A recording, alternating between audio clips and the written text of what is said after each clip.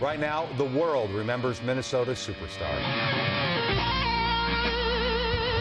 He lived here and that he loved Minnesota so much.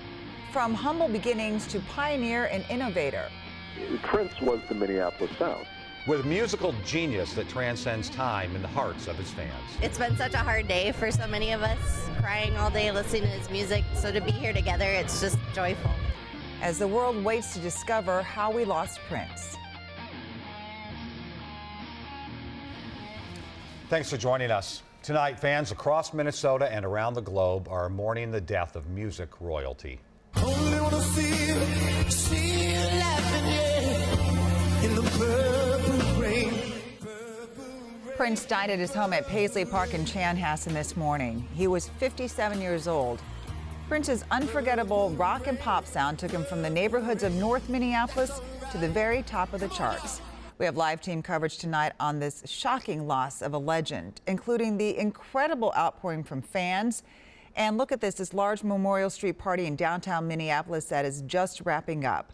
But let's start with WCCO's Reg Chapman and a late-breaking report about what might have happened to Prince. Reg? Well, Amelia, Prince's body was taken from Paisley Park this afternoon by the medical examiner. An autopsy will be performed tomorrow. Now, tonight, TMZ is reporting that Prince was treated for an overdose 6 days ago. Now, he was given what TMZ describes as a safe shot to counteract the effects of an opiate. He was told to stay in the hospital but left 3 hours after that. Now, if you look behind me, you can see the fans that are here outside Paisley Park. Fans have been coming here all day since this morning news broke. 911 caller told dispatchers a person is dead. The caller didn't know the address but described it as Prince's house and said people were distraught. To a for a medical, Paisley Park, 7801 Audubon Road, 7801 Audubon Road for a fail down, not breathing. It was 9:43 this morning when emergency crews responded to that call. Police say Prince was found unconscious in an elevator. Paramedics performed CPR but were unable to revive him. Prince Rogers Nelson was pronounced dead at 10:07 a.m. at the age of 57. Prince had been fighting illness the past few weeks, forcing him to cancel 2 shows this month. He felt well enough to get back on stage a week ago at Atlanta's Fox Theater. But on the flight home, Prince's plane was forced to land in Illinois, where he was treated for what his publicist said was flu-like symptoms. After 3 hours of treatment, he headed back to Minneapolis. These pictures show Prince on stage showing fans his new piano at Paisley Park Saturday night. It will be his last time performing for his fans. Tonight, hundreds gather to remember the man, the music, and the impact he had on so many. You go to a Prince concert, you're gonna have so many cultures together. And in this day, in the political age we're in right now, I mean, one of the things he said, we need to love one another. And that's one of the things that I'll remember about Prince is we need to love one another. And I don't know who else is gonna bring us together like Prince did. Now, Prince's fans say Paisley Park is a very special place. They come out here for a lot of concerts, whether they were public concerts or private concerts. Fans tell me they always felt like family. Prince made them not feel like fans, but family. That's why, as a family tonight, they have come out here together. They are together with flowers, building a memorial to remember the loss of one of their family members. Amelia?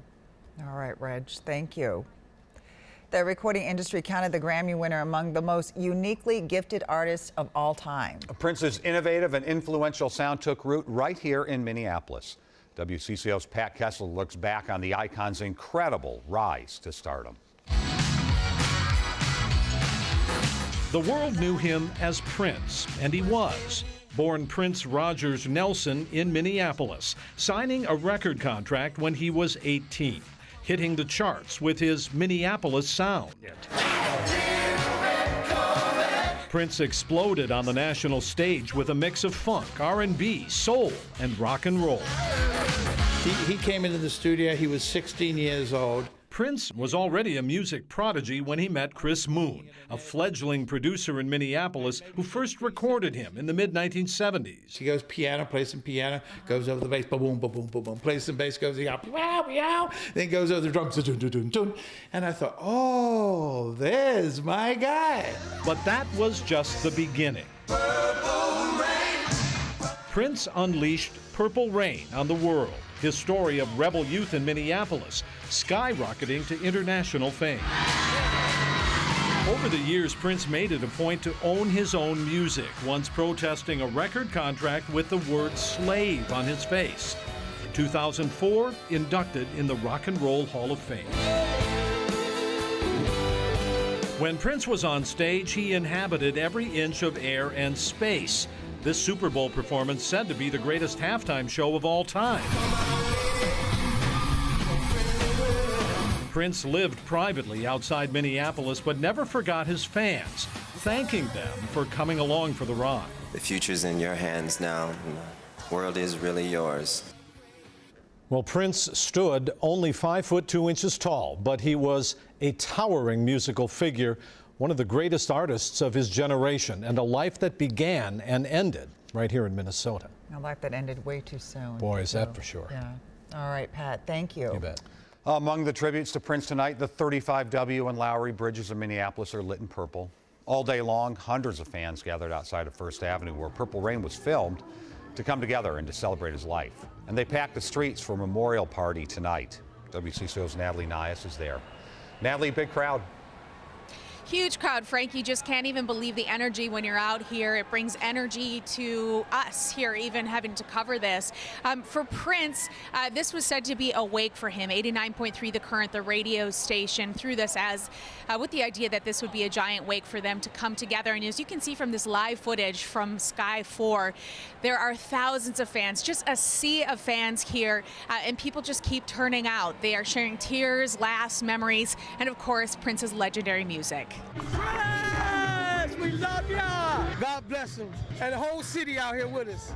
7th Street, downtown Minneapolis, was barricaded in front of First Avenue tonight for Prince fans. I think this shows you the impact that Prince has on the city. I mean, they literally shut it down. It was a memorial street party in honor of the Purple One. Hit after hit, filling downtown Minneapolis with his signature sound.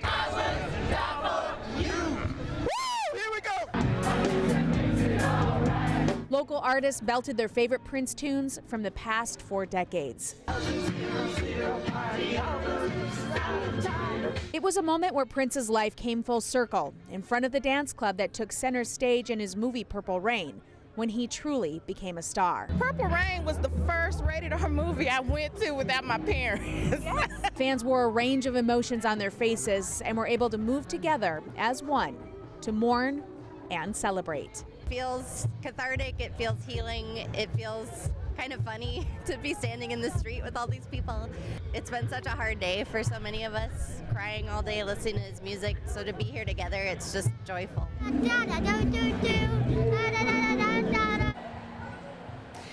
So this party was supposed to wrap up at 10 o'clock, and as you can see behind us, that's certainly not happening. In fact, someone is covering Purple Rain right now as we are live here. The plan is that once this block party is over, all the Prince fans can move inside of First Avenue, and there will be a DJ there playing Prince songs all the way till sunup. And judging by the energy out here tonight, Frank and Amelia, I'm sure that they'll make it all night long, just as Prince would have wanted. Yeah, how appropriate, Yes. a Prince party going into overtime. That's just so That's fitting, so him. Natalie. It really is. Just like his songs say. Indeed. All right, thank you, Natalie. Prince grew up in Minneapolis with another hugely influential musician, producer Jimmy Jam Harris, and he spoke with us this afternoon in a lengthy interview about Prince's life and legacy, a conversation that started when the now legendary musician was just in junior high. I met Prince. I remember sitting in the keyboard room and watching him do his keyboard runs and stuff and thinking, wow, okay, I need to get better. But he actually was a really great basketball player, right? So he could beat you at horse, at that game of horse and basketball. He knew that he would go off the roof, off the, off the sidewalk, off the whatever, and you could never match any of his shots. He was very funny and very normal to be around. I remember he had a Doritos fixation. He always had a bag of Doritos. Well, if you think about his legacy, first of all, I know personally for me, the thing that always rubbed off on me was his work ethic. But what a great mind he had. I mean, just a prolific mind for music, for fashion, for concerts, you name it. Well, I think that's kind of the description of genius, right? It's a little bit of madness and a little bit of sameness and somewhere they meet. But Prince is truly a genius. I mean, I think that word gets thrown around a lot. I think in this case, it's totally appropriate. Just a really interesting interview with Jimmy. Gave a lot of insight, I thought, and perspective. It is. If you're interested, all of it lives right now at WCCO.com. The President of the United States said that the world lost a creative icon in Prince. In a statement, Barack Obama said few artists have influenced the sound and trajectory of popular music more distinctly or touched quite so many people with their talent. As one of the most gifted and prolific musicians of our time, Prince did it all.